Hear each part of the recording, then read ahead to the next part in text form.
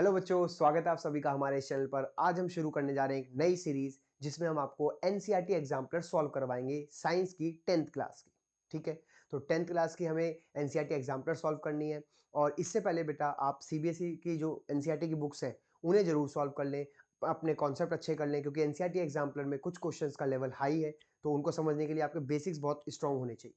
तो होपफुली आपने NCERT solve कर रखी होगी, तभी आप इस वीडियो पर आए हैं और एनसीईआरटी एग्जाम्पलर आप सॉल्व करेंगे मेरे साथ। ठीक है, वीडियोस को हम 2 या 3 पार्ट में बनाएंगे। जैसे चैप्टर 1 है तो चैप्टर 1 में एमसीक्यूज हैं, शॉर्ट आंसर्स हैं और लॉन्ग आंसर्स हैं। तो आज की इस वीडियो में हम एमसीक्यू सारे कवर करेंगे। ठीक है, चलिए बिना टाइम वेस्ट करे फटाफट शुरू करते हैं। अच्छा, आप इसको एज अ रिवीजन भी ले सकते हैं। अगर आप सिर्फ एनसीईआरटी करके बैठे हैं, कुछ कुछ क्वेश्चंस आपको आते हैं, तो भी आप यहाँ रिवीजन करने के लिए आ सकते हैं। या फिर आपको एनसीईआरटी एग्जाम्पलर ही करनी है तो आप मेरे साथ सॉल्व कर सकते हैं एनसीईआरटी एग्जाम्पलर। ठीक है, चलिए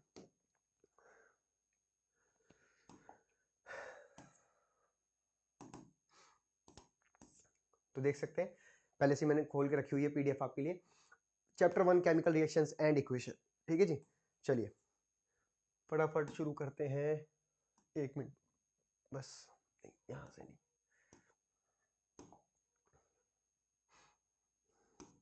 ओके बेटा, चलिए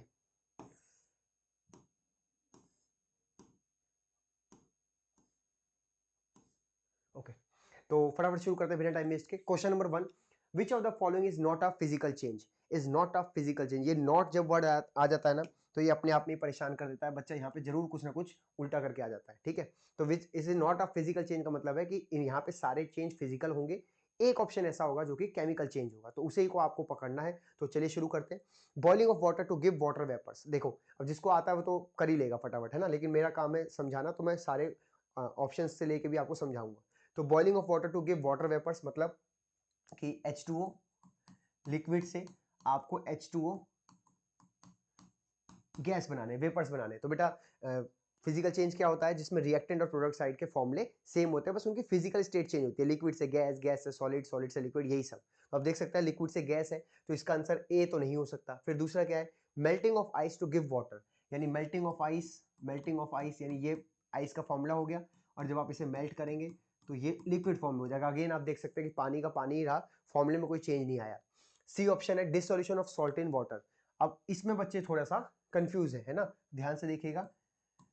ये इस तरीके से, सपोज करिए आपने NaCl सॉलिड लिखा है, और जैसे ही आप इसको वाटर में डालते हैं तो कोई रिएक्शन नहीं होती बेटा, जो है वो नमक घुल जाता है बेसिकली। अब थोड़ा सा आपका लेवल लो है तो मैं थोड़ा सा आपको वैसे बताता हूँ कि Na+ अलग हो जाता है, Cl- अलग हो जाता है, और पानी इसको घेर लेता है, हाइड्रेट कर लेता है। ठीक है, ये आपको हाई लेवल पे मिलेगा। तो बेसिकली मतलब कुल मिला के ये है कि रिएक्शन नहीं होती, वो उसमें घुलता है। घुलना is different thing and reaction करना इज डिफरेंट थिंग। ठीक है, तो रिएक्शन नहीं करता, घुलता है। और चौथा ऑप्शन आप देख सकते हैं, कंबशन ऑफ LPG। तो जब भी आप किसी कार्बन के कंपाउंड को जलाते हैं तो हमेशा CO2 और H2O और एनर्जी रिलीज होती है। तो आपका LPG में भी ब्यूटेन गैस होती है, जिसकी वजह से CO2 और H2O रिलीज होता होगा और हीट रिलीज होती होगी। तो बेसिकली ये वाली केमिकल रिएक्शंस हैं। ठीक है, तो केमिकल, सॉरी रिएक्शन कह रहा हूँ, केमिकल चेंज है। तो आपको कहा था which is not a physical change, यानी केमिकल चेंज ढूंढना है, तो इसका आंसर डी है। ठीक, उम्मीद करता हूँ आपको मेरी बात समझ आ गई। अब आगे बढ़ते हैं। तो कीप, ठीक है, ओके, नहीं ऐसे नहीं होगा। चलिए question number 2, the following reaction is an example of. तो थोड़ा सा आप टाइम लीजिए, देखिए, फिर मैं शुरू करता हूँ। कि NH3 plus O2 plus NO plus H2O, है ना, बहुत ध्यान से देखिएगा यहाँ पे क्या कॉन्सेप्ट है। तो आप देख सकते हैं साफ साफ कि NH3 और O यहाँ अंदर घुस गया है तो NO हो गया है, तो रिमूवल ऑफ हाइड्रोजन, ठीक है, and addition of oxygen is called oxidation, है ना। इस N के NH3 में आप देखेंगे कि H हट गया और O आ गया, तो ऑक्सीडेशन हुआ है। और ऑक्सीडेशन जहां होता है वहां रिडक्शन भी होता है, क्योंकि ये कॉम्प्लीमेंट्री रिएक्शन है। अगर ऑक्सीडेशन कहीं हुआ है डेफिनेटली रिडक्शन भी वहां हुआ होगा। तो यहाँ पे आप देख सकते हैं कि O के साथ, 1 मिनट रुकना है ना, हाँ, O के साथ यहाँ पे H आ चुका है। तो इस तरीके से समझ लीजिए बच्चे कि यहाँ से देखो, यहाँ एडिशन ऑफ ऑक्सीजन और यहाँ देखो एडिशन ऑफ हाइड्रोजन, तो ये बेसिकली ऑक्सीडेशन हो गया, ठीक, और ये रिडक्शन हो गया।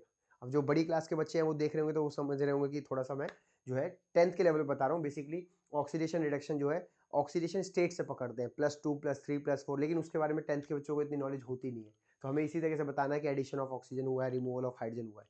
ठीक है जी, तो ये रिडॉक्स रिएक्शन हो गई। तो रिडॉक्स रिएक्शन तो है ही, यानी तीसरा तो आंसर सही है। अब तीसरा इसमें से किस में है?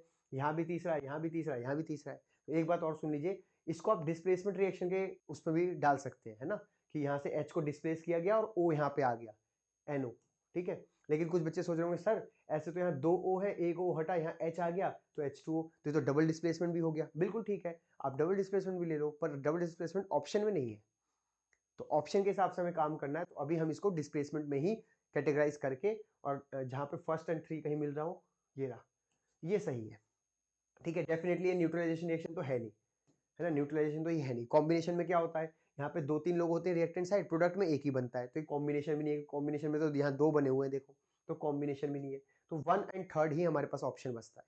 बेसिकली ऑप्शन के हिसाब से आपको थोड़ा बहुत अपनी थॉट प्रोसेस को काम करना है, ठीक है। चलिए फटाफट बिना टाइम वेस्ट करें, क्वेश्चन नंबर 3 बहुत आसान है। इसमें पूछा गया है which of the following statement about the given reactions are correct. Fe से Fe3O4 बना है, डेफिनेटली बच्चों Fe से Fe3O4 बना है, तो आप देख सकते हैं ये ऑक्सीडेशन हुआ होगा, है ना। और पानी से H2 बना हुआ है तो ये आपका रिडक्शन हुआ होगा। भाई जहाँ पे ऑक्सीडेशन हुआ है तो वहाँ रिडक्शन भी होगा, तो अगर एक ऑक्सीडेशन कर रहा है तो ऑब्वियसली दूसरा रिडक्शन कर रहा होगा, है ना। हालांकि ये डिस्प्रपोर्शन रिएक्शन में ये बात गलत है। डिस्प्रपोर्शन क्या होता है वो हाई लेवल पे देखेंगे, एक ही बंदा ऑक्सीडेशन करता है वो रिडक्शन करता है सेम, तो उसको डिस्प्रपोर्शन कहते हैं। खैर, तो यहाँ पे ऑप्शंस क्या क्या है तो मैं इसको पहले क्लीन कर दूं। Iron metal is getting oxidise, बिल्कुल ठीक है, iron metal is getting oxidise. Water is getting reduce, water is getting reduce, बिल्कुल ठीक है। Water is acting as a reducing agent, बेटा जो रिड्यूस होता है वो ऑक्सीडाइजिंग एजेंट की तरह काम करता है, तो ये तो रिड्यूसिंग एजेंट बोल रहा है, ये स्टेटमेंट गलत है। ये सही है कि water is an acting as an oxidising agent, ठीक। तो 1, 2 एंड 4, 1, 2, 4 कहाँ पे है, 1, 2, 4 ये रहा, इसका सी आंसर होगा बच्चों, ठीक है जी। चलिए move to the next question, fourth question, which of the following are exothermic process. Okay, आप पे छोड़ा, फटाफट देख लो कौन सा प्रोसेस एक्सोथर्मिक होता है। प्रोसेस 18 क्वेश्चन है, एमसीक्यू 18 है, फोर्थ में हम आ चुके हैं, फटाफट हम कर लेंगे। Exothermic reaction of water with quick lime, yes it is exothermic. जब आप चूने में पानी डालते हैं, ठीक है, चूना समझते हैं जो आप अपने घर वालों को लगा रहे हैं पढ़ने के नाम पे, तो COH2 प्लस हीट, ठीक, ये एक्सोथर्मिक रिएक्शन है। और डाइल्यूशन ऑफ एन एसिड, ये तो पूरा पूरा टॉपिक एनसीईआरटी का उठ के आ गया कि एसिड में पानी डालें या पानी में एसिड डालें, एक्सोथर्मिक रिएक्शन होती है, यस ये भी exothermic. Evaporation of water, evaporation of water यानी पानी लिक्विड स्टेट में था, आप इसको हीट दोगे, है ना, ये हीट का सिंबल है, तब जाके ये बनेगा गैस, तो हीट एब्जॉर्ब हो रहा है तो ये तो एंडोथर्मिक हो गया, तो हमें तो सिर्फ एक्सोथर्मिक पूछा है, तो ये नहीं हो सकता, ठीक। सब्लिमेशन, अब सब्लिमेशन में भी आपको पता है कोई चीज सॉलिड से कहाँ जाती है, सीधा गैस में जाती है, तो ये भी हीट के थ्रू ही जाएगी, हीट एब्जॉर्ब करेगा सॉलिड, तब जाके गैस में होगा, उसके फोर्स ऑफ अट्रैक्शन टूटेगा, पार्टिकल्स दूर दूर होंगे, तो ये भी नहीं हो सकता। तो 1 एंड 2 दोनों ही है। अब 1, 2 ऑप्शन में कहाँ पे है, ये रहा, तो ऑप्शन ए इसका सही जवाब है, ठीक है, आराम से देख लीजिए। चलिए होपफुली आपको समझ आ गया, क्लीन करते हैं इसको, आगे बढ़ते हैं। ओहो बड़ा सा क्वेश्चन है, ध्यान से देखते हैं क्या लिखा है। 3 बीकर है A B C, each containing 25 ml of water were taken, a small amount of NaOH and had a CuSO4 and NaCl were added to the beaker ABC respectively, ठीक है, यहीं तक रुक जाओ, पहले देखो क्या क्या लिखा हुआ है। एक बीकर A है, एक बीकर B है और एक बीकर C है, इनमें पानी तो तीनों में ही है, ठीक है। 25 ml बोला है, देखते हैं 25 ml की कोई मतलब कुछ है भी, 25 ml ऐसे ही लिखा हुआ है, कुछ काम भी है। और क्या क्या ऐड किया गया है, इसमें NaOH ऐड किया है, इसमें CuSO4 ऐड किया है और इसमें NaCl ऐड किया हुआ है, ठीक है, तीनों चीजें ऐड कर दी हैं। ओके आगे बढ़ते हैं। It was observe that there was an increase in the temperature, temperature बढ़ गया है किसमें, content beaker A and B, okay, A और बी का टेम्परेचर इसका बढ़ गया, इसका बढ़ गया। Where as in case of beaker C the temperature of the solution falls, यानी सी का जो टेम्परेचर है वो गिर गया, यानी इसका टेम्परेचर गिर गया। अच्छा पूछा क्या है, which of the following statement are correct. अच्छा मैं स्टेटमेंट अभी नहीं पढ़ रहा, अभी इसको छुपा लेते हैं। आप ही बताइए, अगर टेम्परेचर बढ़ गया तो वो एक्सोथर्मिक रिएक्शन है, और टेम्परेचर घट गया तो वो एंडोथर्मिक। पता नहीं आपको पता है कि नहीं, समझ लीजिए, अगर टेम्परेचर बढ़ रहा है तो वो एक्सोथर्मिक रिएक्शन होती है, और अगर आपको ठंडा लग रहा है, बीकर आपको छूने में ठंडा लग रहा है यानी टेम्परेचर गिर रहा है, तो वो एंडोथर्मिक रिएक्शन है ना। तो ये एक्सो है, ये भी एक्सो है, ये एंडो है। अब जरा स्टेटमेंट देख लेते हैं क्या कह रहा है। ए और बी हमारा एक्सो है, C endo, okay. In beaker A and B exothermic process has occurred, बिल्कुल सही। In beaker A and B endothermic, नहीं। इन बीकर सी एक्सोथर्मिक, देखो सी तो एंडोथर्मिक है, नहीं। In beaker C endothermic, yes. तो 1 एंड 4, 1 एंड 4 कहाँ है, 1 एंड 4 ये रहा, तो ऑप्शन सी इसका सही जवाब है, ठीक है। चलिए होपफुली आपको समझ आ गया, बढ़ते हैं अगले क्वेश्चन की तरफ। 6 क्वेश्चन पढ़िए आप फटाफट। अ डाइल्यूट, चलो मैं ही पढ़ लेता हूँ आपके साथ, है ना, टाइम वेस्ट होगा ऐसे तो फिर वरना। अ dilute ferrous sulphate solution, okay, FeSO4 dilute मतलब पानी के साथ है तो FeSO4.7H2O जिसका ग्रीन कलर होगा, was gradually added to the beaker containing acidified permanganate solution। Acidified मतलब एसिड भी है और परमैंगनेट सॉल्यूशन मतलब KMnO4 कह रहा है, ठीक है। तो ये FeSO4 है प्लस KMnO4 है प्लस H2SO4 है, ये है, okay. The light purple colour of the solution fades and finally disappear. बच्चों इसका कलर होता है पर्पल, ठीक है। और ऑब्वियसली जब आप इन तीनों को मिलाओगे तो रिएक्शन हो जाएगी, रिएक्शन हो जाएगी तो KMnO4 धीरे धीरे KMnO4 खत्म हो जाएगा, KMnO4 का कुछ और रूप बन जाएगा बेसिकली ना। आपको पता नहीं है क्योंकि एनसीईआरटी में मेंशन नहीं है, मैं आपको बताऊं, ये एक बहुत अच्छा स्ट्रॉन्ग ऑक्सीडाइजिंग एजेंट है। जिन बच्चों को कार्बन रिवाइज होगा तो कार्बन में एल्कोहल चैप्टर में मतलब एल्कोहल के बारे में जो रिएक्शंस हैं उसमें एल्कोहल का ऑक्सीडेशन दे रखा है, तो एल्कोहल का ऑक्सीडेशन आप KMnO4 से कराते हैं तो आपका कार्बोक्सिलिक एसिड यानी इथेनोइक एसिड में कन्वर्ट होता है। तो ये एक अच्छा स्ट्रॉन्ग ऑक्सीडाइजिंग एजेंट है जो कि आई थिंक फेरस सल्फेट से रिएक्शन कर जाएगा और इसका कलर जो है पर्पल धीरे धीरे गायब हो जाएगा बिकॉज ये कंज्यूम हो गया रिएक्शन में, है ना। जब ये बचा ही नहीं रिएक्शन के अंदर तो इसका कलर कैसे बचेगा, इसका कलर भी गायब हो जाएगा, ठीक है जी। तो क्वेश्चन क्या कह रहा है कि finally disappear, which of the following is the correct explanation. Explanation क्या है देखते हैं। पहला, KMnO4 is a strong oxidising agent, it oxidises FeSO4, बिल्कुल ठीक है, ये ऑक्सीडाइज कर रहा होगा, नो डाउट कर रहा होगा बिल्कुल। FeSO4 एक्ट एज, नहीं, ऑक्सीडाइजिंग एजेंट नहीं होता FeSO4। The colour disappear due to dilution, dilution थोड़ी हो रहा है, नो रिएक्शन इज इन्वॉल्व लिखा हुआ है, रिएक्शन तो इन्वॉल्व है भाई, ये तो रिएक्शन कर रहे होंगे, ठीक है। KMnO4 is an unstable compound, नहीं नहीं, KMnO4 अनस्टेबल नहीं होता, स्टेबल होता है, बहुत अच्छे से स्टेबल होता है, ठीक है जी। तो ए ऑप्शन ही इसका सही ऑप्शन है बच्चों। चलिए होपफुली आपको समझ आ गया होगा, बढ़ते हैं आगे। 7th क्वेश्चन, 7th और 8 दोनों एक साथ ही करेंगे, ठीक है भाई, okay. Which among the following are double displacement, okay, double displacement तो बहुत इजी है पकड़ना। ये तो डिस्प्लेसमेंट है ना, ये तो डिस्प्लेसमेंट है भाई, डिस्प्लेसमेंट। बेटा सारे ऑप्शंस को देखा करो क्या क्या चीजें हैं, मैं जानता हूं कि आपने फटाफट आंसर ढूंढ लिया होगा लेकिन फिर भी, है ना। सेकंड वाला ये आपका एनसीईआरटी का क्वेश्चन है एज इट इज, यहाँ पे BSO4 का व्हाइट पीपीटी बनता है, ये एक्स्ट्रा इन्फॉर्मेशन ले लीजिए, व्हाइट पीपीटी बनता है जो कि प्रिसिपिटेशन रिएक्शन भी कहलाता है। तो सेकंड तो इसका ठीक है, सेकंड आपका डबल डिस्प्लेसमेंट है। थर्ड क्या है, नहीं, थर्ड एक कॉम्बिनेशन रिएक्शन है, ठीक है, कॉम्बिनेशन या कंबशन कह सकते हैं उसको। फोर्थ क्या है, CH4 plus O2 plus CO2 plus H2O। अब ध्यान से देखो, यहाँ पे थोड़ा सा कैच है, देखो अभी थोड़ी देर पहले आपने इसको जो है डिस्प्लेसमेंट में काउंट किया था, डबल डिस्प्लेसमेंट में काउंट कर सकते थे वैसे तो, पर हमारे ऑप्शन था डिस्प्लेसमेंट का, ये नहीं थी रिएक्शन, इससे मिलती जुलती रिएक्शन थी। खैर ये कंबशन ऑफ मीथेन की रिएक्शन है ना, combustion of methane, basic knowledge के लिए मैं आपको बता दूं तो ये भी एक रिडॉक्स रिएक्शन है, ठीक है, ये भी एक रिडॉक्स रिएक्शन है बच्चों। लेकिन क्योंकि हमारे रिडॉक्स रिएक्शन के बारे में बोला ही नहीं, अभी तो डबल डिस्प्लेसमेंट बोला है, तो ऑप्शन 2 कहीं पे लिखा है, 2 ओनली, ये है, एक बार फिर भी देख लेते हैं, 1 एंड 2, 1 तो नहीं हो सकता, देखो 2 कहाँ कहाँ पे, उसको काटो काटो, यहाँ पे 2 है लेकिन 1 भी लिखा है, 1 तो हो नहीं सकता, वो तो डिस्प्लेसमेंट है, तो ये तो नहीं हो सकता, ठीक है, इसमें 2 है ही नहीं, और 2 यहाँ भी है और 2 इसमें भी नहीं है, तो इसका मतलब यही सही है, ठीक है जी। तो जो फोर्थ बच्चे आप सोच रहे हैं कि सर यहाँ भी डबल डिस्प्लेसमेंट हुआ है, ठीक है, आपकी बात बड़ी करता हूँ, डबल डिस्प्लेसमेंट हुआ है, तो 2 और 4 आपका आंसर होना चाहिए, ऑप्शन में कोई ऐसा है नहीं जो 2 और 4 है, इसीलिए मैं इस कंबशन ऑफ मीथेन को, जो जिसको रिडॉक्स रिएक्शन भी काउंट करते हैं, हम इसको डबल डिस्प्लेसमेंट में काउंट नहीं कर रहे बिकॉज ऑप्शन हमारे पास नहीं है, ठीक है जी। चलिए होपफुली आपको मेरी बात समझ आ गई, अगला क्वेश्चन पढ़ते हैं। Which among the following statement are true? Exposure of silver chloride to sunlight for a long duration time turns gray. Okay, तो सिल्वर क्लोराइड ये होता है AgCl, ठीक है, ये ग्रे कलर का होता है, सॉरी ग्रे कलर का नहीं, व्हाइट कलर का होता है, ठीक है। जब आप इसको सनलाइट देते हैं, सनलाइट का फॉर्मूला है H new, H is for Planck's constant 6.626 into 10 - 34, ये आपके कोर्स में नहीं है, न्यू मतलब फ्रीक्वेंसी, है ना, जो भी सनलाइट फ्रीक्वेंसी फेंकता है, तो ये बनेगा Ag plus Cl2 gas, Ag solid, इसका कलर होता है आपका ग्रे, ठीक है जी। तो क्वेश्चन ये है कि सिल्वर क्लोराइड जब सनलाइट में डाला जाता है लॉन्ग ड्यूरेशन में तो उसका कलर ग्रे हो जाता है, तो सिल्वर क्लोराइड का जो कलर व्हाइट है वो ग्रे हो जाता है बिकॉज वो सिल्वर में डिकम्पोज हो जाता है, इसलिए, ठीक है। क्लोरीन गैस भी बनी है बट क्लोरीन गैस की वजह से ग्रे नहीं है, वो ग्रे किसकी वजह से है, वो सिल्वर की वजह से ग्रे है ना। देखते हैं ऑप्शन क्या है, the formation of silver by decomposition of silver chloride, बिल्कुल ठीक, यही है, बिल्कुल सही बोल रहा है।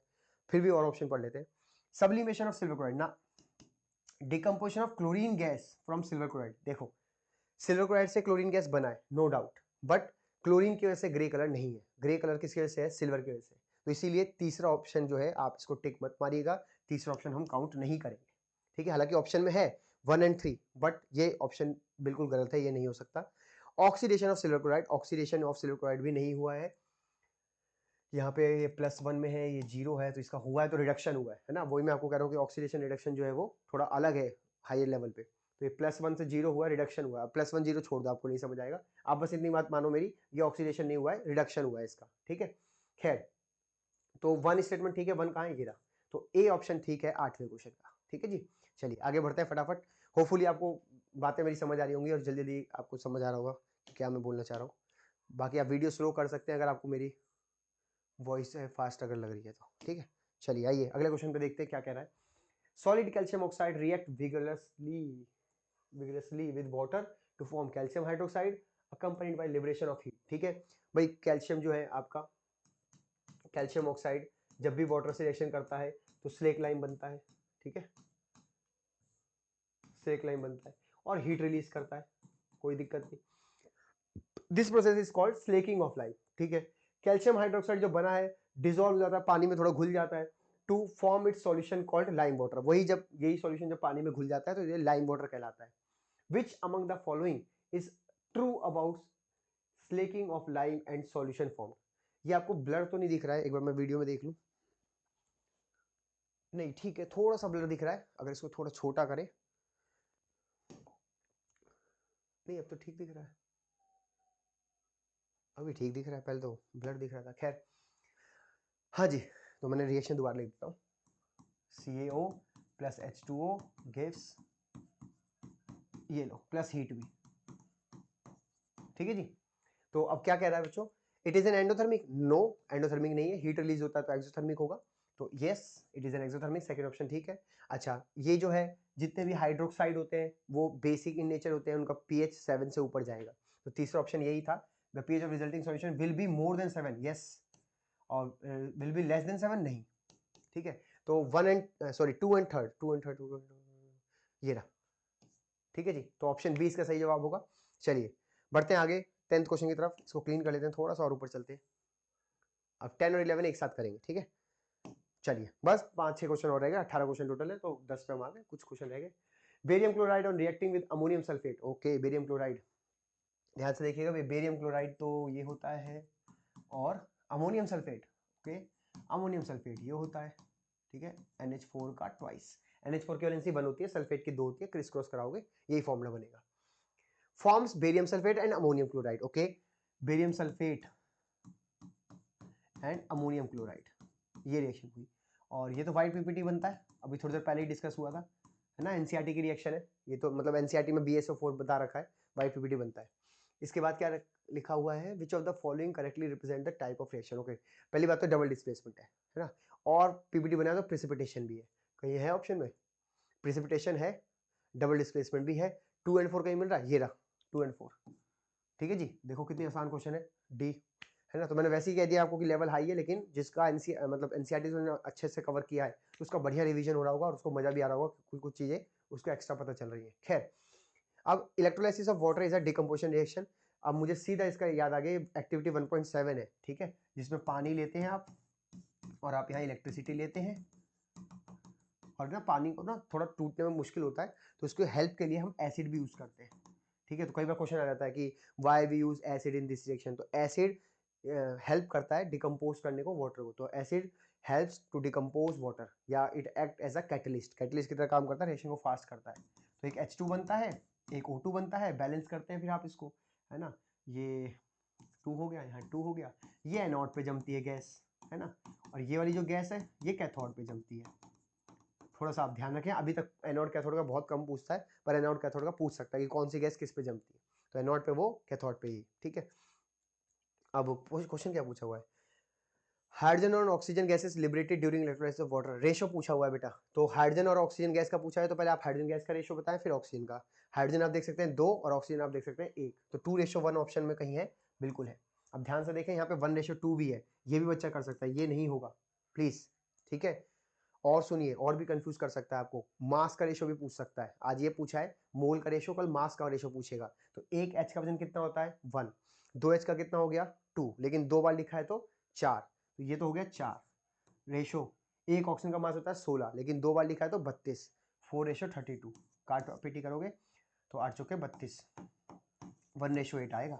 तो आप अभी नहीं पूछा, कल को यहाँ 1:8 भी देगा और मास पूछ लेगा, बच्चा हंसते खेलते जो है 2:1 लगा के आ जाएगा। तो थोड़ा सा आपको क्वेश्चन की लैंग्वेज पकड़ना है, मोल रेशो का है, मास रेशो कहेगा तो ये मास रेशो है, ठीक है, ये मास का रेशो है बेटा, बहुत ध्यान से सुन लीजिए, ठीक। चलिए इसको फटाफट लिख भी लीजिएगा क्योंकि मैं जब नीचे स्क्रॉल डाउन करता हूँ तो मुझे सब कुछ मिटाना पड़ता है। चलिए बढ़ रहे हैं आगे भाई, 12th क्वेश्चन आ गया, 12th और 13 एक साथ करेंगे, ठीक है। चलिए 12th क्वेश्चन क्या है, which of the following is an endothermic, okay अभी इससे पहले एक्सोथर्मिक आया था, अब एंडोथर्मिक आ गया।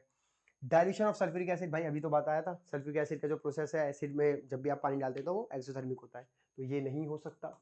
Okay sublimation of dry ice, बेटा ये रहा ड्राई आइस का फॉर्मूला, सब्लिमेशन करना है मतलब सॉलिड से इसको आपको गैस बनाना है, तो ऑब्वियसली सॉलिड से गैस तो हीट एब्जॉर्ब करके ही जाएगा, तो yes it is an endothermic.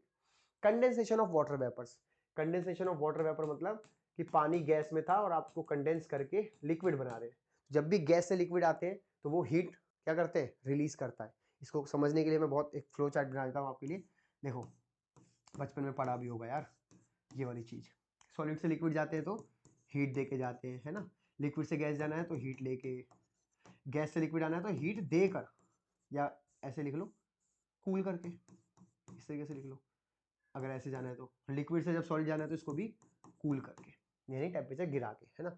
तो गैस से अगर आपको लिक्विड जाना है तो गैस से अगर आपको लिक्विड आना है तो कूल करना है, कूल करना है तो यानी आपको हीट रिलीज करनी है, यानी ये एक्सोथर्मिक प्रोसेस है, ठीक है, ये एक्सोथर्मिक है, तो ये भी नहीं होगा।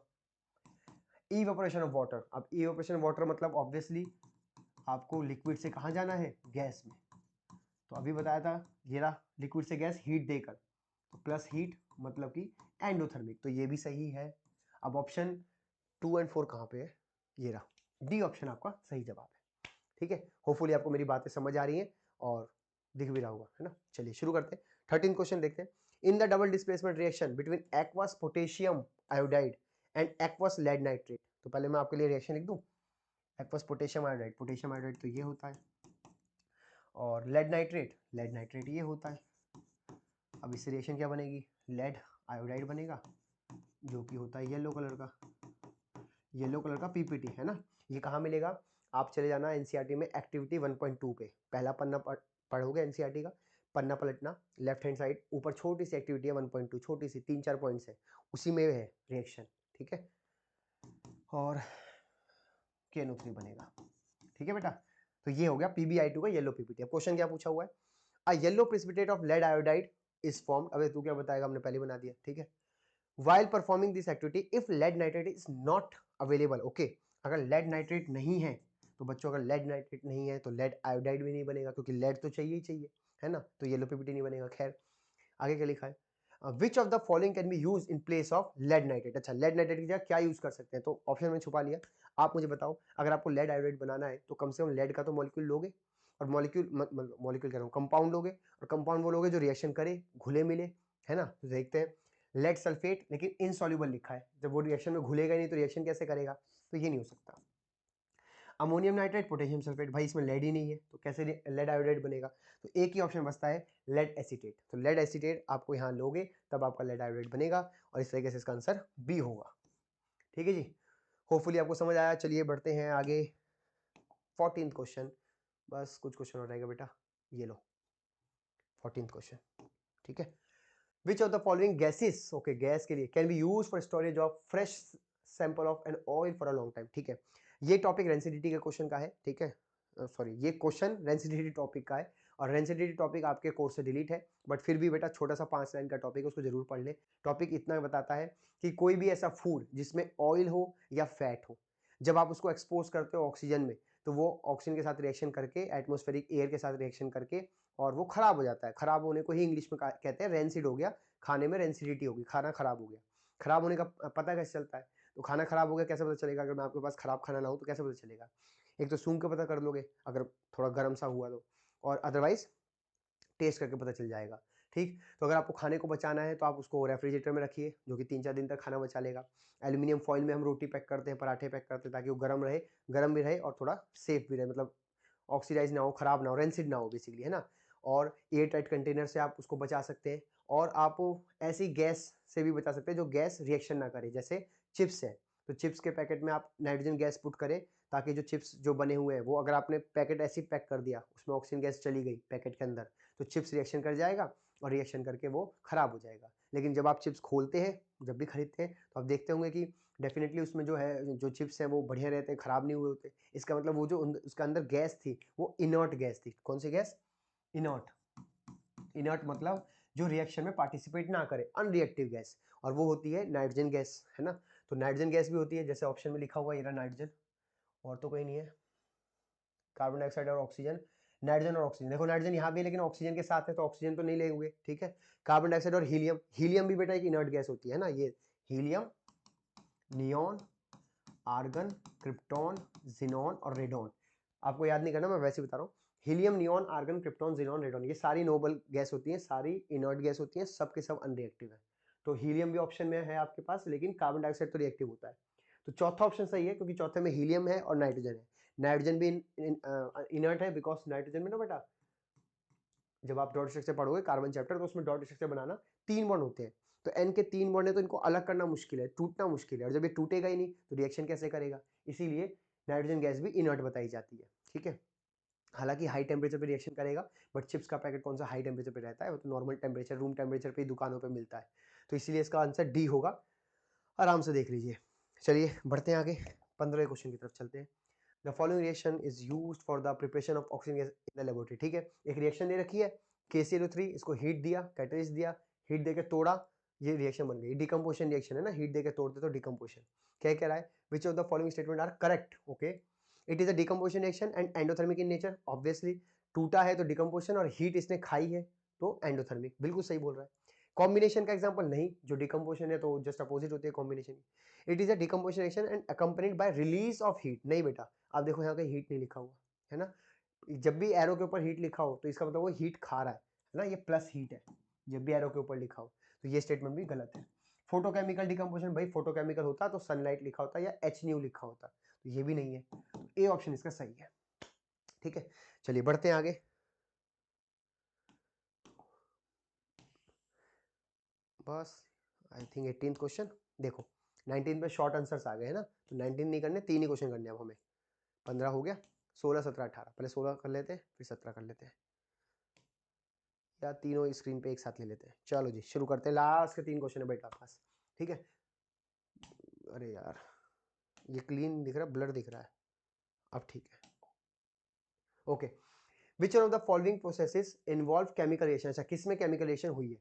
पहला, storing of oxygen gas under pressure, बेटा ऑक्सीजन गैस को अगर आप प्रेशर लगा के अंडर प्रेशर उसको कंप्रेस करोगे तो लिक्विड बन जाएगा, रिएक्शन थोड़ी कुछ होगा, O2 गैस से O2 लिक्विड, ठीक है। O2 गैस से O2 लिक्विड, रिएक्शन तो हुई नहीं है, तो फिजिकल चेंज हुआ, तो ये तो नहीं है जी। लिक्विफिकेशन ऑफ एयर, भाई एयर था उसको आपने लिक्विड बना दिया, लिक्विफिकेशन ऑफ एयर मतलब एयर को लिक्विड बना दो, सेम वही, अंडर हाई प्रेशर करोगे तो वो भी लिक्विड बन जाएगी, तो ये भी नहीं है, क्योंकि फॉर्मूला थोड़ी चेंज होगा। Keeping petrol in a China dish in the open, जब आप पेट्रोल को ओपन में रखोगे तो यार वो रिएक्शन करके कुछ ना कुछ बनेगा, बट फोर्थ ऑप्शन देखो, heating copper wire in presence of air at high temperature, इसमें साफ साफ वो खुद ही कह रहा है कि आपको हीट करना है, यानी आपका Cu प्लस O2, बच्चों ये आपने रिएक्शन देखी होगी कहीं ना कहीं, ब्लैक ऑक्साइड बनता है, ठीक है। इसका नाम क्या पड़ेगा, कॉपर ऑक्साइड बोलते हैं इसको, ब्लैक कलर का होता है, तो डेफिनेटली ये रिएक्शन है, केमिकल रिएक्शन है। अब ऑप्शन में कहीं ऐसा नहीं कि दोनों ऑप्शन सही हो तो हम उसको चूज करें, तो सी और डी में से हमें एक को चूज करना है, तो हम ये मान के चलेंगे कि जो पेट्रोल चाइना डिश में था वो रिएक्शन नहीं कर रहा, वो एज इट इज पड़ा हुआ है, हालांकि वोलेटाइल होता है, तुरंत आग पकड़ता है, तुरंत रिएक्शन करता है, बट क्या कर सकते हैं, ऑप्शन नहीं है हमारे पास, तो हमें डी ही चूज करना पड़ेगा, डी ही इसका सही जवाब है, ठीक है जी। अब बस 2 क्वेश्चन और रह गए। 17th question, in which of the following chemical equations the abbreviation represent the correct state of the reactant and product involve at the reaction temperature, okay. इनमें से कौन सा स्टेटमेंट में फिजिकल स्टेट देखो ध्यान से, वो जो सही बता रखी हो, है ना। तो H2 लिक्विड होता है, O2 लिक्विड होता है, नहीं, H2 और O2 गैस होती है, तो पहले तो देख लो H2O2 गैस किस ऑप्शन में है, तो यहाँ भी नहीं, यहाँ है, सी और डी में से कोई एक हो सकता है, ठीक है। अब जो H2 को बनता है वो लिक्विड बनता है, तो ये सी ऑप्शन इसका सही होगा, है ना। ये वही है मेमोरी, मतलब नॉलेज बेस्ड है, जिसको पहले से ही पता होगा वही कर पाएगा, वरना इसमें आप लॉजिक लगा के सोच के कुछ नहीं कर सकते। पानी लिक्विड स्टेट में बनता है जब आप रूम टेम्परेचर उसको बनाते हैं, रिएक्शन टेम्परेचर बनाते हैं तो, है ना। चलिए बढ़ते हैं आगे बेटा, आखिरी क्वेश्चन, 18th क्वेश्चन देखिए, which one of the following are combination. अच्छा कॉम्बिनेशन तो बहुत ईजी है पकड़ना, है ना, कि कॉम्बिनेशन में क्या होता है, रिएक्टेंट साइड बहुत सारे लोग होते हैं, 3 4 रिएक्टेंट्स होते हैं, प्रोडक्ट साइड में एक ही प्रोडक्ट होता है बस। देखो कहाँ कहाँ पे है, ये तो 2 बन गए ना, ये ठीक है हो सकता है, ये ठीक है, ये भी हो सकता है, ये डिस्प्लेसमेंट है ना, 4 तो डिस्प्लेसमेंट है, तो 2 और 3 कहाँ है भाई, ये रहा डी। तो इस प्रकार से हमारे एमसीक्यू खत्म होते हैं। अब अगर आपको ये अच्छा लगा हो तो आप इसको लाइक करिए, दोस्तों में शेयर करिए। अगर मुझे दिखेगा कि हाँ बच्चे ने इस वीडियो को देखा है, काफ़ी रिस्पॉन्स अच्छा रहा है, तो मैं इसी तरीके से एनसीईआरटी एग्जाम पर हर चैप्टर के सॉल्व करा दूंगा, एमसीक्यू भी और शॉर्ट आंसर लॉन्ग आंसर भी। अब शॉर्ट और लॉन्ग अगर करेंगे बेटा तो थोड़ा सा टाइम लगेगा, आपको पता है, देखो ये कितने सारे क्वेश्चन है, तो यहाँ लिखना तो पड़ेगा, लिखेंगे तो टाइम लगेगा, है ना। तो अभी तो हम एमसीक्यू बना के भेज रहे हैं आपको, वीडियो पोस्ट कर रहे हैं, देखते हैं अगर रिस्पॉन्स अच्छा रहा तो जरूर शॉर्ट वाले आंसर या लॉन्ग वाले आंसर भी मैं लिख लिख के दिखाऊंगा कि कैसे करते हैं। ठीक है, चलिए आज के लिए इतना ही, मिलते हैं अब हम अगली क्लास में या अगली वीडियो में, अगर रिस्पॉन्स अच्छा रहा तो। Thank you so much.